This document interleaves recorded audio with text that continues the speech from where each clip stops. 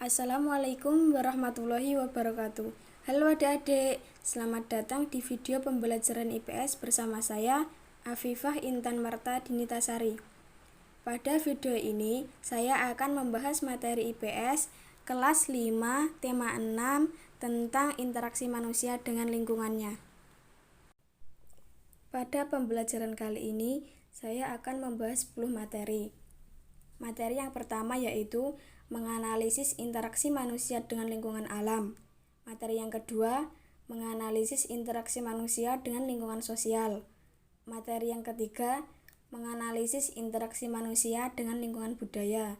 Materi yang keempat, menganalisis interaksi manusia dengan lingkungan ekonomi. Materi yang kelima, mengetahui pengaruh negatif interaksi manusia dengan lingkungan alamnya. Materi yang keenam, mengidentifikasi bentuk-bentuk aktivitas masyarakat dalam upaya pembangunan ekonomi, sosial budaya Indonesia sesuai dengan kondisi geografisnya. Materi yang ketujuh, mengidentifikasi jenis-jenis permasalahan sosial di lingkungan masyarakat. Materi yang kedelapan, menyebutkan faktor-faktor pendukung kegiatan ekonomi. Materi yang kesembilan, mengidentifikasi peran masyarakat terhadap lingkungan sosial budaya. Dan materi yang terakhir yaitu menunjukkan upaya dalam mengatasi permasalahan sosial. Baik, kita masuk materi yang pertama, yaitu hubungan manusia dengan lingkungan alam. Semua makhluk hidup yang ada di bumi melakukan hubungan dengan sesama makhluk hidup maupun dengan lingkungannya. Lingkungan alam terdiri atas benda mati dan makhluk hidup. Lingkungan alam merupakan sumber kehidupan bagi makhluk hidup, karena alam menyediakan semua kebutuhan makhluk hidup. Benda mati dan makhluk hidup saling mempengaruhi antara satu dengan yang lainnya. Bahkan, antar keduanya saling berkaitan. Salah satu bentuk hubungan antara benda mati dan makhluk hidup adalah jenis tanah, suhu, dan curah hujan yang di suatu tempat dapat mempengaruhi jenis tanaman yang tumbuh dan hewan yang berkembang di daerah tersebut. Makhluk hidup juga dapat mempengaruhi benda mati. Contohnya, daerah yang banyak tumbuhannya akan menyebabkan daerah tersebut menjadi lebih sejuk. Daerah yang masih banyak tumbuhannya cenderung memiliki air tanah yang baik dan berlimpah. Hal ini terjadi karena tanaman membantu tanah untuk menahan air dan menyimpannya di dalam tanah dengan baik. Hubungan antara manusia dan lingkungan alam dapat dikelompokkan menjadi dua. Pertama, hubungan yang membuat manusia harus dapat menyesuaikan diri dengan alam. Kedua, hubungan yang membuat manusia dapat memanfaatkan alam sekitarnya. Salah satu cara untuk menyesuaikan diri dengan alam adalah dengan mempelajari peristiwa alam yang ada di lingkungannya. Seperti para petani yang harus menyesuaikan waktu tanam dengan musim hujan agar tanamannya dapat tumbuh dengan baik. Dan para nelayan memilih waktu untuk berlayar menyesuaikan dengan keadaan cuaca agar terhindar dari bencana dan memperoleh tangkapan ikan yang banyak. Manusia juga harus dapat memanfaatkan alam untuk memenuhi kebutuhan hidupnya dengan menggunakan ilmu pengetahuan dan teknologi. Contohnya, untuk menanggulangi akibat kemarau panjang yang menyebabkan menurunnya hasil pertanian, manusia mencoba membuat hujan buatan. Pembuatan hujan buatan ini tentu dengan menggunakan pengetahuan dan teknologi. Lingkungan alam merupakan lingkungan yang terbentuk secara alamiah tanpa campur tangan manusia. Lingkungan alam mencakup semua benda hidup dan tidak hidup yang terjadi secara alamiah di bumi. Dapat berbentuk sungai, danau, laut, gunung, rawa, dan hutan. Lingkungan alam terdiri atas komponen abiotik dan komponen biotik. Komponen abiotik adalah segala sesuatu yang ada di lingkungan yang bukan makhluk hidup seperti tanah, air, dan udara. Sedangkan komponen biotik adalah segala benda hidup yang ada di lingkungan seperti manusia, hewan, dan tumbuhan. Interaksi manusia dengan lingkungan alam berarti usaha pemanfaatan lingkungan bagi kesejahteraan manusia, seperti pemanfaatan hutan, sungai, laut, gunung, dan tambang. Alam harus dijaga agar tetap seimbang dan kemanfaatannya berlangsung terus-menerus. Dengan demikian, anak cucu kita masih dapat menikmati dan memanfaatkan lingkungan. Interaksi manusia dengan lingkungan alam dibedakan menjadi dua macam, yaitu interaksi yang bersifat mendominasi atau eksploitasi dan interaksi yang hanya bersifat adaptasi. Contoh interaksi yang mendominasi antara lain yaitu pembuatan kanal untuk mengatasi banjir, pembangunan jalan raya, waduk, terowongan bawah tanah, dan modifikasi cuaca. Interaksi adaptasi contohnya menggunakan pakaian tebal di pegunungan, petani menyesuaikan cuaca saat menanam, dan nelayan melaut memanfaatkan angin darat dan angin laut. Baik, selanjutnya kita memasuki materi yang kedua, yaitu interaksi manusia dengan lingkungan sosial. Manusia tidak bisa hidup sendiri untuk memenuhi kebutuhan hidupnya dan pasti akan membutuhkan orang lain. Bertemunya seseorang dengan orang lain atau kelompok lainnya, kemudian mereka saling berbicara, bekerja sama, dan seterusnya untuk mencapai tujuan bersama. Interaksi manusia dengan lingkungan sosial adalah hubungan antara manusia dengan manusia lainnya. Manusia adalah makhluk sosial, dengan ciri khas setiap orang tergantung dengan manusia lain. Ada hubungan saling membutuhkan, contohnya produsen membutuhkan pedagang, pedagang membutuhkan pembeli atau konsumen. Demikian pula dengan kebutuhan sosial seperti bergotong royong, memperbaiki saluran air di lingkungan agar terhindar dari banjir, atau perbaikan jalan agar tidak terjadi kecelakaan, dan contoh-contoh lainnya. Kegiatan itu dapat dikatakan sebagai proses interaksi sosial yang menjadi dasar proses sosial. Interaksi sosial adalah hubungan-hubungan antara orang perorangan, antara kelompok dengan manusia, maupun antara orang perorangan dan kelompok manusia.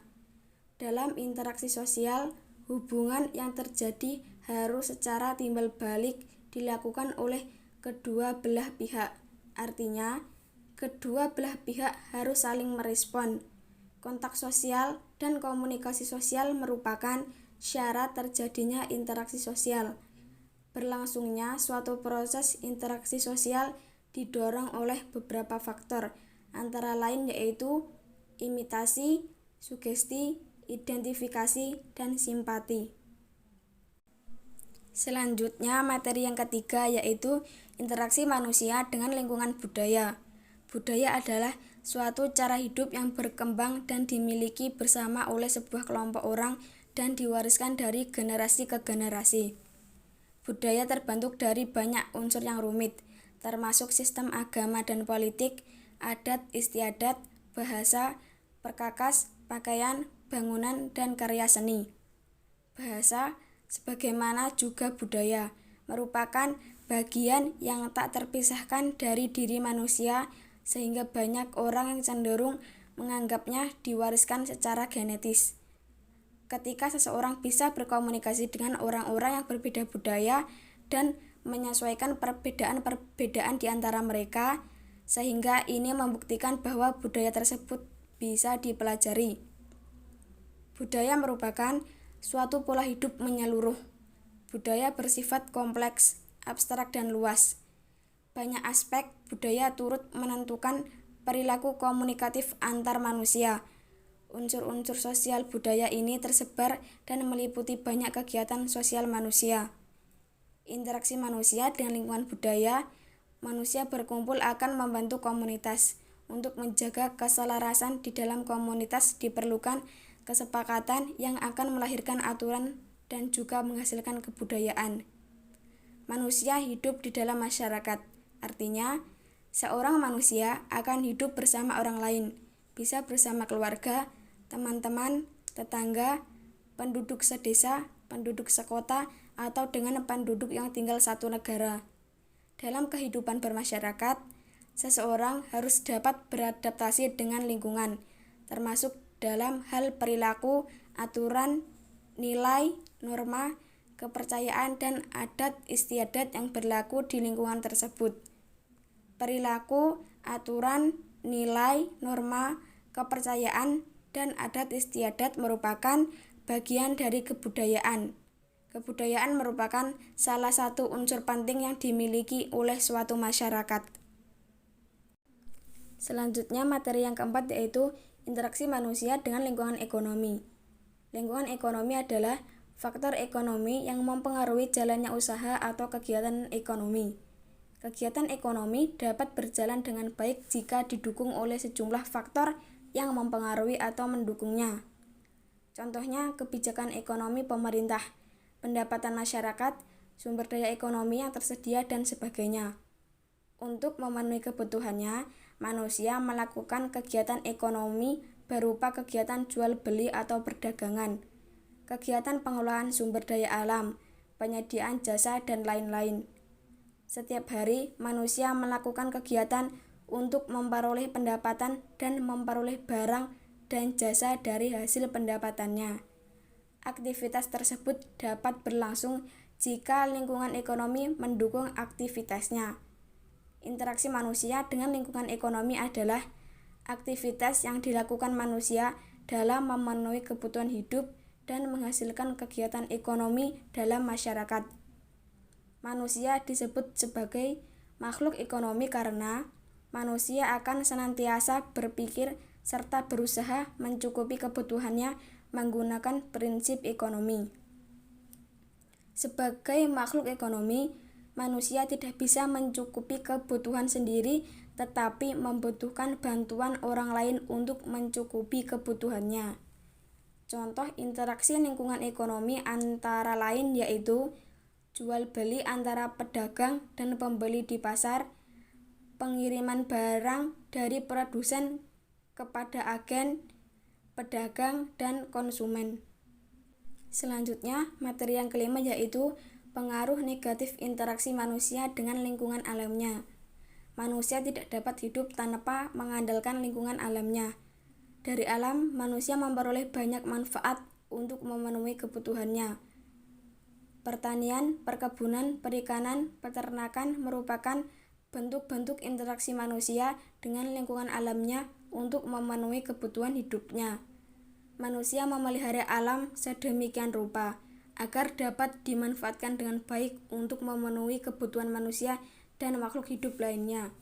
Tetapi, tidak semua interaksi manusia dengan alam berdampak baik bagi alam. Misalnya, perilaku masyarakat yang suka membuang sampah sembarangan. Kegiatan tersebut dapat merusak lingkungan alam di sekitarnya. Membuang sampah di sungai dan di laut dapat merusak makhluk hidup lain yang ada di dalamnya. Tidak hanya itu, kerusakan lingkungan yang ditimbulkannya dapat membahayakan manusia sendiri. Interaksi manusia dengan lingkungan yang kurang baik juga dapat menyebabkan beberapa bencana yang merugikan manusia dan lingkungannya. Contohnya, terjadi banjir karena saluran air yang terganggu oleh sampah dari kegiatan manusia. Demikian juga dengan bencana tanah longsor, disebabkan karena manusia sering menebang pohon di tanah yang landai. Kebakaran hutan karena kecerobohan manusia yang menyebabkan kerusakan dan kerugian yang sangat besar. Selanjutnya, materi yang keenam yaitu bentuk-bentuk aktivitas masyarakat dalam upaya pembangunan ekonomi, sosial budaya Indonesia sesuai dengan kondisi geografisnya. Yang pertama, di wilayah pegunungan. Kegiatan ekonomi di daerah pegunungan biasanya memanfaatkan area hutan. Wilayah pegunungan banyak dibudidayakan perkebunan seperti teh, karet, dan kina. Penduduk yang bermukim di daerah pegunungan sebagian ada yang bekerja di pertanian, ladang, penambang pasir, dan buruh perkebunan. Yang kedua yaitu wilayah dataran tinggi. Di dataran tinggi, kegiatan ekonomi penduduk cenderung di bidang pertanian lahan kering. Ladang pertanian yang dibudidayakan adalah hortikultura, antara lain yaitu sayur-sayuran, buah-buahan, dan taman hias. Jadi, aktivitas penduduk di dataran tinggi yang pertama yaitu petani. Ada dua jenis petani, yakni petani pemilik lahan, dan petani penggarap. Petani pemilik lahan mengolah lahan pertaniannya sendiri. Petani penggarap mengerjakan sawah atau ladang yang bukan miliknya sendiri.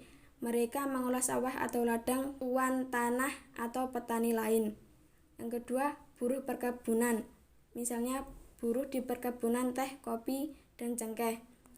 Selanjutnya, pedagang hasil bumi menjual barang-barang hasil bumi ke pasar yang ada di kota. Biasanya mereka datang ke desa-desa untuk membeli hasil pertanian. Mereka membeli padi, jagung, sayur mayur, buah-buahan, dan sebagainya. Selanjutnya, jasa pariwisata, peternak, dan pengrajin. Yang ketiga yaitu wilayah dataran rendah. Dataran rendah merupakan dataran tempat untuk konsentrasi penduduk. Karena itu, dataran rendah sangat cocok untuk pemukiman penduduk dengan pola konsentris. Aktivitas penduduk terdiri dari berbagai jenis, mulai dari pertanian, perikanan, dan tambak. Di bidang pertanian, perkebunan, dan perikanan bisa dikembangkan karena tersedianya air yang cukup. Di samping iklimnya yang menunjang untuk pertumbuhan tanaman dataran rendah.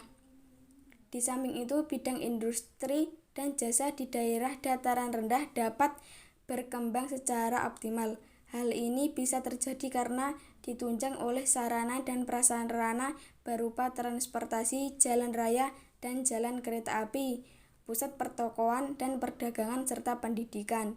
Jadi, aktivitas penduduk di dataran rendah yaitu ada jasa, pedagang, buruh pabrik, wira swasta, karyawan kantor, perikanan, pertanian dan perkebunan, tanaman dataran rendah, peternakan, dan yang terakhir yaitu buruh lepas. Yang keempat yaitu daerah pantai. Penduduk yang bertempat tinggal di daerah pantai tidak selalu bermata pencaharian sebagai nelayan. Hal ini tergantung pada kondisi pantainya, curam dan terjal, tentu saja akan mencari mata pencaharian yang lain. Misalnya sebagai petani atau pencari sarang burung walet seperti di pantai Karangbolong, Gombong. Mengapa demikian? Karena pada pantai yang tebingnya terjal menyulitkan dipakai sebagai pelabuhan ikan. Tetapi jika pantainya landai, justru mata pencariannya sebagai nelayan penangkap ikan. Karena pantai yang landai, gelombang laut tidak terlalu besar, baik dijadikan dermaga tempat berlabuhnya kapal-kapal motor para nelayan. Jadi, aktivitas penduduk di pantai yaitu yang pertama, nelayan. Nelayan adalah orang yang menangkap ikan di laut. Biasanya nelayan mulai berangkat menangkap ikan pada malam hari. Pagi hari mereka pulang dengan membawa ikan. Ikan-ikan tersebut akan dijual di tempat pelelangan ikan. Yang kedua yaitu pengusaha tambak. Pengusaha tambak ialah pemilik modal dalam usaha tambak. Biasanya ia memiliki lahan tambak digunakan untuk memelihara udang dan ikan bandeng. Selanjutnya, petani tambak. Petani tambak ialah orang yang bekerja pada pengusaha tambak dan mendapatkan upah dari pengusaha tambak tersebut. Yang keempat, petani garam. Petani garam ialah para pekerja atau buruh yang mengerjakan usaha pembuatan garam. Dan yang terakhir yaitu laut juga menghasilkan kerang, bunga karang, dan batu-batu laut. Hasil laut itu dijadikan bahan-bahan untuk membuat barang kerajinan. Penduduk pantai banyak yang bekerja sebagai pembuat barang kerajinan. Selanjutnya, materi yang ketujuh yaitu jenis-jenis permasalahan sosial di lingkungan masyarakat. Jenis-jenis permasalahan sosial yang terjadi di lingkungan masyarakat yaitu yang pertama, tentang sampah. Salah satu kebiasaan tercela adalah membuang sampah sembarangan. Misalnya, siswa membuang bungkus permen dan makanan di ruang kelas, di halaman sekolah, atau di selokan dekat sekolah. Warga masyarakat membuang sampah dapur di parit, di saluran air atau di sungai. Sampah pasar, sampah toko, dan sampah kantor banyak berserakan sampai ke jalan raya karena tak tertampung di bak sampah. Hal ini terjadi karena banyak orang yang tidak bertanggung jawab menjaga lingkungan mereka dengan membuang sampah sembarangan. Sampah berserakan di sekolah mengurangi keindahan sekolah karena tidak enak dipandang dan mengganggu kegiatan belajar mengajar. Hal ini mengurangi kenyamanan para siswa yang belajar di sekolah. Sampah yang berserakan di jalan raya mengakibatkan jalan tampak sempit, jalan menjadi kotor dan licin, arus lalu lintas kendaraan menjadi tidak lancar dan membahayakan para pengguna jalan. Hal ini mempengaruhi kenyamanan dan keamanan para pengguna jalan tersebut. Yang kedua, kali atau sungai yang kotor. Kali atau sungai kadang-kadang dijadikan tempat pembuangan sampah bagi warga masyarakat. Pabrik-pabrik atau industri-industri juga banyak yang membuang limbah ke kali tanpa diolah terlebih dahulu. Sementara itu, ada juga orang-orang yang mendirikan bangunan di bantaran kali. Semua ini membuat kali menjadi kotor dan daya tampungnya berkurang. Akibatnya, pada musim penghujan, air kali meluap, menggenangi daerah sekitar, sawah-sawah dan pemukiman penduduk. Menurunnya kualitas lingkungan sekitar dan banjir yang diakibatkannya membuat masyarakat merasa tidak nyaman. Yang ketiga, bangunan liar. Bangunan liar sering kita jumpai berada di atas saluran air, di trotoar, di taman-taman kota, dan di kolong-kolong jalan layang. Pada umumnya, bangunan liar berupa bangunan sementara yang didirikan di tempat yang tidak seharusnya. Hal ini akan menyebabkan masalah kesehatan dan kebersihan lingkungan yang menimbulkan ketidaknyamanan masyarakat pada umumnya. Yang keempat, kemacetan lalu lintas. Kemacetan lalu lintas sering terjadi pada saat jam berangkat sekolah atau jam berangkat kerja. Salah satu penyebab kemacetan lalu lintas antara lain banyak pengguna jalan yang tidak melakukan kewajibannya untuk mentaati aturan lalu lintas. Hal tersebut dapat menimbulkan ketidaknyamanan dan ketidakamanan para pengguna jalan dan masyarakat sekitar. Kecelakaan lalu lintas dan kemacetan merupakan salah satu akibat dari perilaku tidak disiplin. Contoh perilaku tidak disiplin antara lain yaitu menjalankan kendaraan dengan melawan arus, mengendarai sepeda motor di tempat yang tidak semestinya, seperti di trotoar atau jembatan penyeberangan, memarkirkan kendaraan di sembarang tempat, berhenti untuk menurunkan dan menaikkan penumpang di sembarang tempat, serta menyeberang jalan secara sembarangan, tidak menggunakan jembatan penyeberangan. Yang kelima yaitu pencemaran lingkungan. Pencemaran lingkungan terjadi karena masyarakat membuang bahan-bahan berbahaya secara sembarangan ke lingkungan alam. Pencemaran limbah cair ke sungai-sungai dapat mencemari air sungai yang menyebabkan kerugian bagi masyarakat yang menggunakannya. Yang keenam, pencemaran udara. Pencemaran udara juga dilakukan oleh kendaraan yang sudah tidak layak jalan, sehingga mencemari udara dengan bahan berbahaya seperti timbal dan karbon monoksida. Selain itu, masih ada pabrik-pabrik yang membuang limbahnya melalui udara. Yang ketujuh, pencemaran pada tanah. Pencemaran pada tanah juga terjadi karena masyarakat membuang bahan berbahaya yang dapat membunuh organisme di dalam tanah yang diperlukan oleh tumbuhan. Selanjutnya, materi yang ke-8 yaitu faktor-faktor pendukung kegiatan ekonomi. Dalam suatu kegiatan ekonomi, tentunya akan ada faktor-faktor yang sering mempengaruhi kegiatan ekonomi tersebut. Untuk dapat membuat kegiatan ekonomi di Indonesia maju, maka tentunya kita harus tahu mengenai faktor-faktor yang mempengaruhi kegiatan perekonomian khususnya di Indonesia. Faktor-faktor tersebut yaitu yang pertama, sumber daya alam. Faktor sumber daya alam merupakan faktor penentu dari suatu kegiatan ekonomi. Dengan adanya sumber daya alam yang memadai seperti tanah, udara, mineral, air, tumbuhan, dan hewan, maka suatu kegiatan ekonomi dapat terlaksana. Jika dilihat dari sumber daya alam, Indonesia sangat kaya akan sumber daya alam yang dimiliki. Adapun peran dari sumber daya alam yaitu sebagai bahan dasar untuk semua produksi dalam sumber alamnya sebagai berikut. Yang pertama, dengan adanya sumber daya alam maka dapat menghasilkan suatu produk yang nantinya akan digunakan untuk memenuhi kebutuhan sehari-hari. Jenis-jenis sumber daya alam dapat dikelompokkan menjadi sumber daya hutan, sumber daya pertanian, mineral, non-mineral, dan perikanan. Yang kedua, tentunya dalam penggunaan sumber daya alam harus memperhatikan berbagai dampak yang terjadi ke depannya, karena banyak yang nantinya menimbulkan kerusakan pada lingkungan. Selanjutnya, perlu diingat bahwa ada beberapa sumber daya alam yang sifatnya tidak dapat diperbarui. Oleh karena itu, perlu perhitungan dalam menggunakan sumber daya alam. Jadi, antara besarnya sumber daya alam dan pertumbuhan suatu kegiatan ekonomi mempunyai keterhubungan.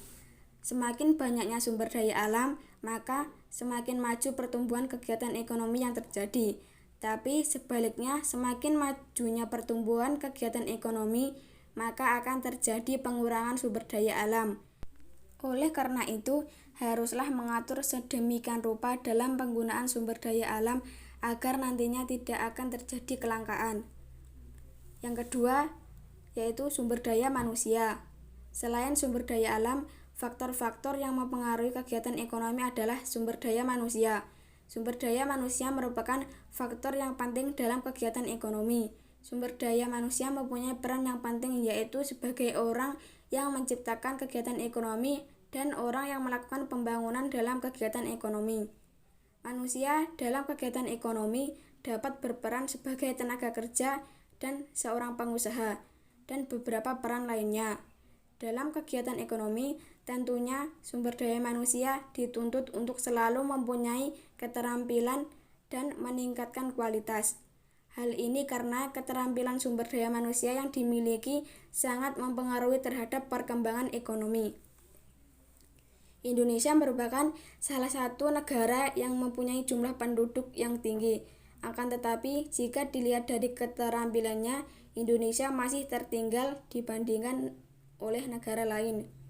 Oleh karena itu, sangat dibutuhkan manusia yang mempunyai keterampilan dalam suatu bidang agar dapat memajukan kegiatan perekonomian negara.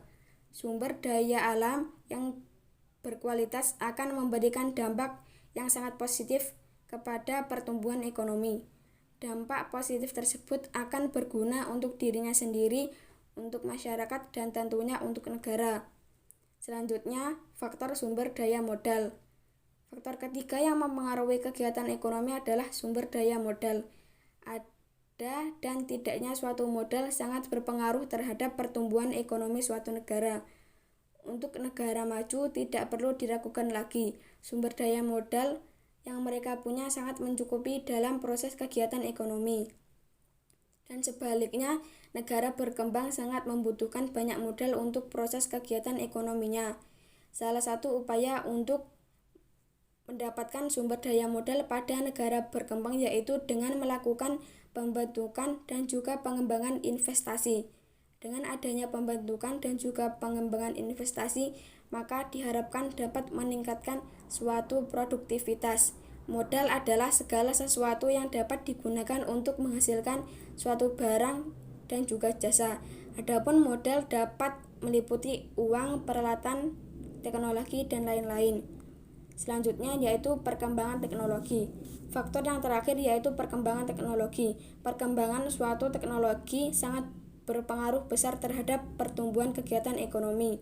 Dengan bantuan teknologi, maka semua proses produksi dapat terlaksana dengan cepat dan akan memberikan hasil yang mempunyai kualitas yang tinggi.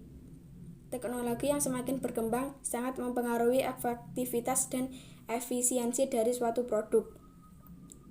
Teknologi sangat berpengaruh terhadap proses pertumbuhan perekonomian suatu negara. Teknologi merupakan suatu yang sangat dibutuhkan dalam berbagai proses pengolahan sumber daya alam. Keberadaan teknologi sangat membantu manusia dalam proses pengolahan sumber daya alam. Dengan adanya teknologi, maka kerja manusia tidak begitu berat dan semua menjadi mudah dengan waktu yang cepat. Sumber lain menyebutkan faktor-faktor yang mempengaruhi kegiatan ekonomi. Contoh faktor tersebut adalah kebijakan ekonomi pemerintah, pendapatan masyarakat, sumber daya ekonomi yang tersedia, dan sebagainya. Lingkungan ekonomi dikatakan mendukung jika pemerintah mampu membuat kebijakan atau aturan yang memungkinkan aktivitas ekonomi berjalan dengan baik, mampu menjamin ketersediaan sumber daya yang dibutuhkan, mampu mengatur persaingan usaha. Kegiatan manusia dalam memanfaatkan lingkungan ekonominya. Jika tidak, maka lingkungan ekonomi suatu negara dikatakan tidak mendukung. Pendapatan masyarakat juga menjadi faktor penting dalam lingkungan ekonomi. Jika secara perorangan maupun perusahaan akan membuka usaha, maka sangat penting untuk memperhatikan pendapatan masyarakatnya. Sebagai contoh, sebuah perusahaan kendaraan bermotor akan membuka pabrik mobil di suatu wilayah. Perusahaan tersebut harus memastikan bahwa pendapatan masyarakat yang tinggal di daerah tersebut memiliki kemampuan untuk memiliki mobil. Jika tidak, maka perusahaan mobil akan gagal memenuhi target penjualannya. Kegiatan usaha sangat dipengaruhi oleh ketersediaan sumber daya yang ada di suatu wilayah. Sumber daya tersebut dapat berupa sumber daya alam maupun sumber daya manusia. Jika sumber daya alam sebagai bahan untuk kegiatan produksi tidak tersedia secara terus-menerus, maka kegiatan ekonomi akan terganggu. Materi yang ke-9 yaitu peran masyarakat terhadap lingkungan sosial budaya. Masyarakat Indonesia merupakan masyarakat yang selalu menghargai warisan budaya nenek moyangnya. Bentuk penghargaan tersebut antara lain ditunjukkan dengan kebiasaan melakukan kegiatan tradisi dalam kehidupannya. Mulai dari peristiwa kelahiran hingga kematian, terdapat tradisi yang terus dijalankan hingga kini. Tidak dipungkiri bahwa ada kecenderungan masyarakat untuk mengurangi kegiatan tradisinya dengan berbagai alasan. Akan tetapi, kesadaran masyarakat untuk kembali menghidupkan tradisi-tradisi nenek moyang kembali meningkat. Tempat-tempat wisata adat menjadi salah satu tempat yang sering dikunjungi masyarakat pada saat liburan. Tempat-tempat wisata yang mengusung tema kembali ke masa lalu dan kembali ke alam menjadi salah satu tujuan wisata yang digemari. Pemerintah dan masyarakat adat menetapkan beberapa desa menjadi desa adat yang dikelola dan dilindungi pemerintah untuk mempertahankan nilai budaya masyarakat adat tersebut. Keberadaan desa adat memang beranjak dari keinginan untuk tetap memelihara nilai dan kegiatan tradisi nenek moyang bangsa Indonesia, selalu menghargai alam sebagai sumber kehidupan. Terdapat beberapa desa adat di Indonesia yang dipelihara peninggalan nenek moyang dengan mempertahankan nilai dan kegiatan tradisional dilindungi dan dijaga baik oleh masyarakat setempat maupun oleh pemerintah setempat. Yang pertama ada Desa Adat Bena di Ngada, Nusa Tenggara Timur.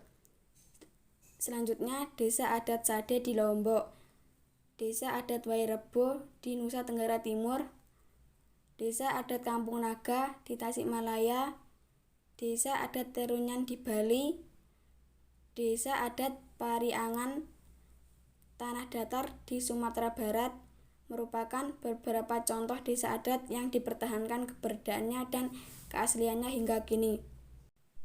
Ada juga beberapa desa adat dan kehidupan masyarakat asli yang diperkenalkan ke masyarakat luas melalui beberapa orang setempat yang peduli untuk mempertahankan nilai budaya dan kegiatan tradisinya. Salah satunya adalah Desa Adat Oseng di Kemiren, Banyuwangi, yang diperkenalkan ke masyarakat luas melalui seorang ahli kopi setempat. Desa ini dikelola untuk mempertahankan tradisi masyarakat Osing sebagai suku asli masyarakat Banyuwangi.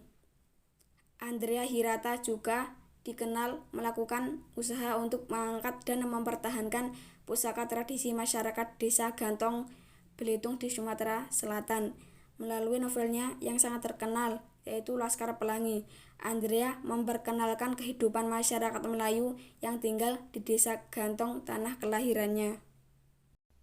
Selanjutnya, kita memasuki materi yang terakhir, yaitu upaya dalam mengatasi permasalahan banjir. Masalah yang pertama yaitu banjir.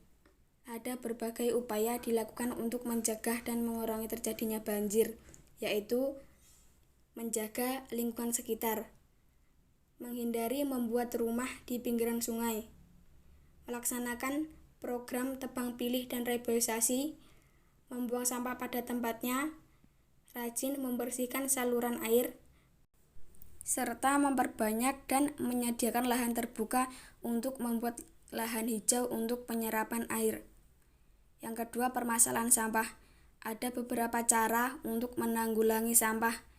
Yang pertama yaitu tidak membuang sampah sembarangan, membuang sampah pada tempatnya, menjadikannya barang-barang yang dapat didaur ulang.